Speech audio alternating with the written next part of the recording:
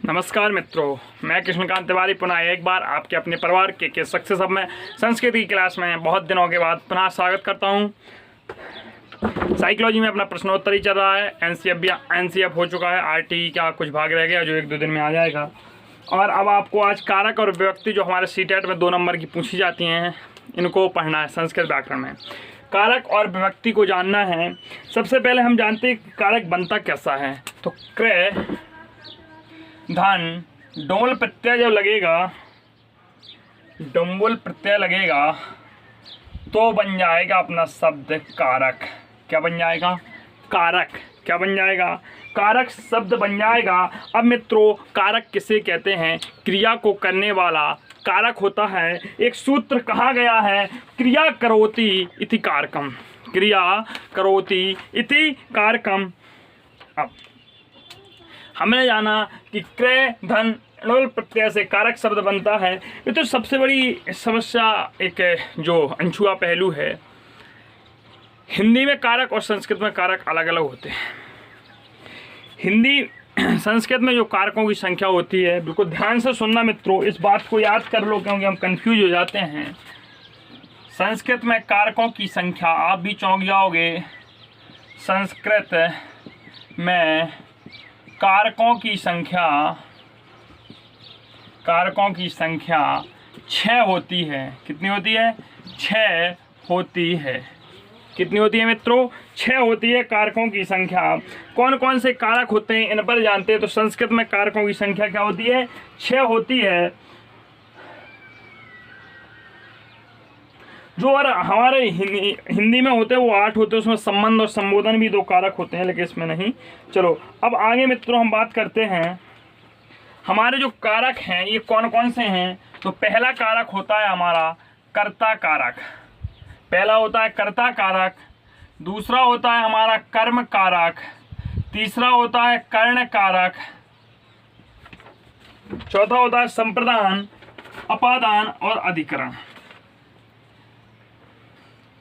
संप्रदान, 5वां है अपादान और 6वां है अधिकरण। जबकि हिंदी में आपने 8 पढ़े होंगे। हिंदी में आपने संबंध और संबोधन को भी कारक में पढ़ा होगा, लेकिन इसमें कितने होते हैं? 6 होते हैं। संप्रदान, अपादान, अधिकरण। तो याद रखिए, संस्कृत में कारकों की संख्या 6 होती है। कर्ता कारक, कर्म कारक, कर्ण कारक, संप्रदान कारक, अपादान कारक। विभक्तियां 7 होती हैं, साथ में विभक्ति भी ले के चल रहे हैं। तो संस्कृत में विभक्ति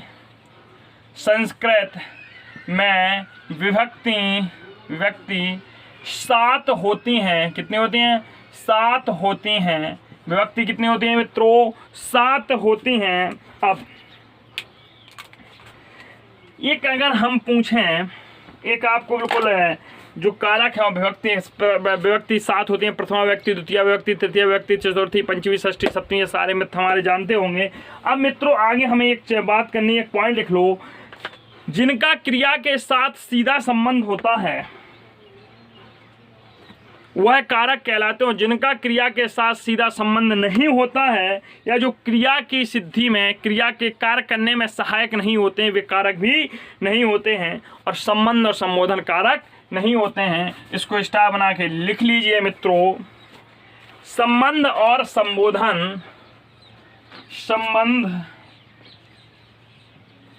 और संबोधन और संबोधन, संबंध और संबोधन कारक नहीं माने जाते हैं। कारक नहीं माने जाते हैं, नहीं माने जाते हैं, क्योंकि क्रिया के साथ इनका सीधा संबंध नहीं होता है। क्योंकि क्रिया के साथ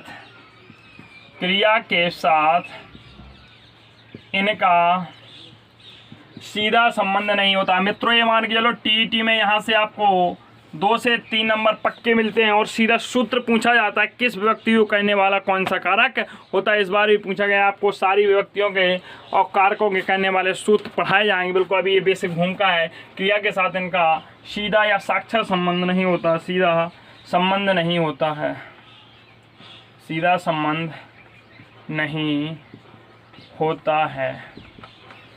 अगला देखो मित्रों, अब हमें विभक्ति और कारक चिन्ह पढ़ने जो हमारे हर एग्जाम की दृष्टि से इंपॉर्टेंट होते, चाहे हिंदी हो या संस्कृत हो। पहले हम सारी विभक्ति और उनके कारक चिन्ह देख लेते हैं, फिर उसके बाद एक एक विभक्ति की विस्तृत व्याख्या करेंगे, क्योंकि व्याख्या से में ही सूत्र बनता है। जैसे कि आपको बनेगा संबोधने चा में कौन सी विभक्ति होती है, बताइए आप कमेंट बॉक्स में लिखिए। मैं तो बाद में पढ़ाऊंगा, पहले देखते हैं कमेंट बॉक्स में आप आंसर लिखिएगा जैसे ही वीडियो मिले, यहीं पॉज करके आप लोगों को। संबोधने चा सूत्र में कौन सी विभक्ति होती है। अब आगे मित्रों मुझे करना ही है बात विभक्ति, कारक और उनके चिन्ह। तो पहले हम एक तरफ लिख लेते हैं विभक्ति, फिर लिख लिया कारक, फिर उनका लिख लिया चिन्ह। अब देखो मित्रों, हम पहले विभक्ति लिख लेते हैं, सातों विभक्तियां लिखते हैं। हमारी प्रथमा विभक्ति हो गई, द्वितीया हो गई, तृतीया हो गई, चतुर्थी हो गई, पंचमी हो गई, षष्ठी हो गई, सप्तमी हो गई और प्रथमा फिर हो गया। अब ये डबल शिक यहाँ प्रथमा और तृतीया भी कर लो। ये कैसे है, इन सब का हम आपको भी बताएंगे कि इन सब का ऐसा क्यों वर्णन किया गया है। अब आगे मित्रों हम देखते हैं इनके कारकों के बारे में और लिख लेते हैं। कारक कौन कौन से होते हैं।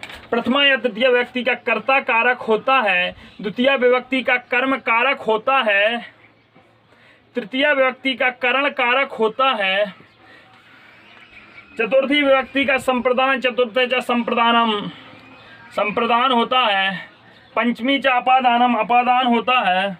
जब पूरी विभक्ति पढ़ोगे तब बड़ा मजा आने वाला है। षष्ठी का संबंध होता है और सप्तमी का अधिकरण होता है, अधिकरण होता है और प्रथमा में संबोधन आता है। तो देखो मित्रों, हमने अभी बोला था संबोधन चा किस विभक्ति का सूत्र है, तो प्रथमा विभक्ति का सूत्र है। आपके उत्तर का, आपके प्रश्न का आंसर दे दिया। अब चिन्ह देखते हैं। हम लोगों ने पढ़ा होगा कर्ता ने अनुकर्म को भक्तकरण से जान, संप्रदान को के लिए, अपादान से मान। उसकी आज सूत्र की यहाँ विस्तृत व्याख्या देखते हैं। कर्ता का जो चिन्ह होता है वो ने होता है, कर्म का जो चिन्ह होता है को होता है, करण का जो चिन्ह होता है वो से या द्वारा, और संप्रदान का जो चिन्ह होता है के लिए होता है, और अपादान का जो चिन्ह होता है से, वो भी किस अर्थ में, अलग होने के अर्थ में, अलग होने के अर्थ में, के अर्थ में। और संबंध है का जो होता है का के की रा रे री, का के की रा रे री।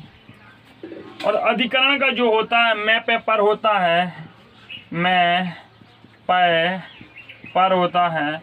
और संबोधन का होता है हे भो अरे, हे भो अरे। यह आपको एक सामान्य जानकारी थी मित्रों जो मैंने आपको दी, और इसके जस्ट बाद अभी हम प्रथमा विभक्ति पर चर्चा करेंगे और एक एक सूत्र की व्याख्या सुनेंगे। पहले एक बार इसके रिवीजन कर लेते हैं मित्रों। प्रथमा व्यक्ति का जो कारक होता है या तृतीय व्यक्ति का कर्ता कारक होता है, कैसे होता है, जब कर्मवाच कर्तवाच वाक्य पढ़ाएंगे आपको, जो आप इंग्लिश में एक्टिव और पैसिव वॉइस पढ़ते हैं वहाँ बता देंगे। कर्ता ने, द्वितीय का कर्म होता है कर्म को, तृतीय का कारक करण होता है से, चतुर्थी संप्रदान के लिए, अपादान से मान, संबंध का के की रा रे री, अधिकरण में पे पर, संबोधन हे भो अरे। इसका आप स्क्रीनशॉट ले लीजिए मित्रों। और अब हमें प्रथमा विभक्ति मतलब कर्ता कारक पढ़ना है, और कर्ता कारक का स्वतंत्रतः कर्ता सदैव स्वतंत्र होता है। पहला ही सूत्र है कर्ता कारक करने वाला सूत्र कौन होता है, स्वतंत्र कर्ता, स्वतंत्रतः कर्ता। तो पहला हम देखते हैं प्रथमा विभक्ति कर्ता कारक, प्रथमा विभक्ति, इसी को हम क्या कहेंगे, कर्ता कारक। और अब इसका पहला सूत्र, तो मित्रों ये सूत्र आते हैं, और जब सूत्र आते हैं तो हमें हवा नहीं लगती है संस्कृत में, और टीटी में 2 नंबर या 3 के आते हैं, ये कन्फर्म में लिख लो। मेरे द्वारा कही गई कोई भी बात झूठ नहीं हो सकती मित्रों, क्योंकि मैं जो अपना SCRT और PNB के द्वारा TET का सिलेबस उत्तर प्रदेश सरकार के द्वारा जो जारी किया गया उसी के अकॉर्डिंग आपको पढ़ाते हैं और खुद का व्यक्तिगत अनुभव बोलता है, क्योंकि मैंने टेट दी है और टेट दिलवाई है। चलो, स्वतंत्रता करता, स्वतंत्रता, स्वतंत्रता करता, स्वतंत्रता करता सूत्र होता है क्रिया करने में जिसकी स्वतंत्रता पाई जाए वहाँ कर्ता होता है। हमने पहले बता दिया। अगर हम करता हैं, जैसे वाक्य लिखा राम पढ़ता है, तो स्वतंत्र राम है, राम को पढ़ने के लिए कोई मजबूर नहीं कर सकता है।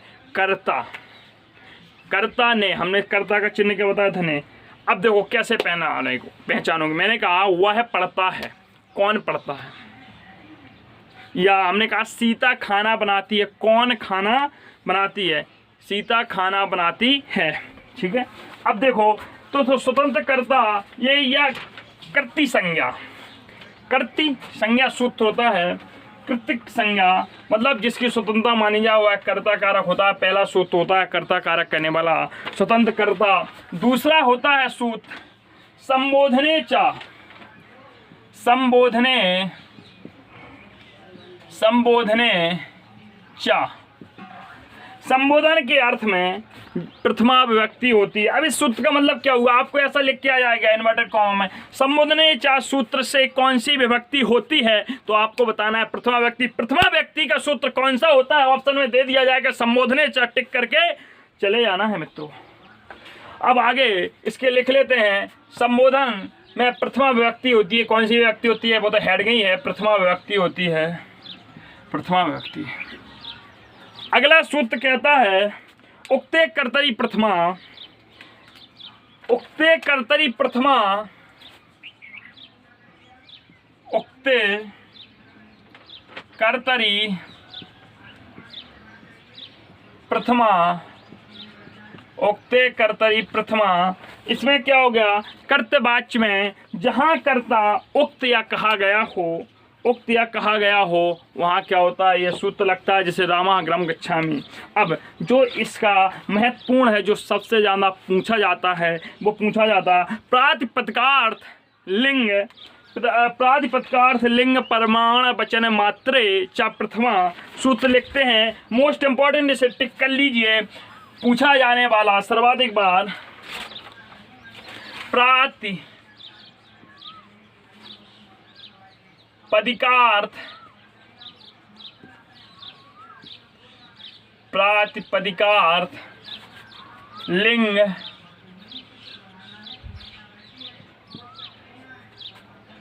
परिमाण वचन मात्रे, परिमाण वचन मात्रे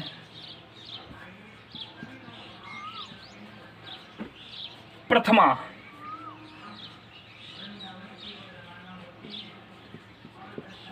प्रातिपदिकार्थ लिंग परिमाण वचन मात्र में प्रथमा, इसमें प्रथमा व्यक्ति होती है।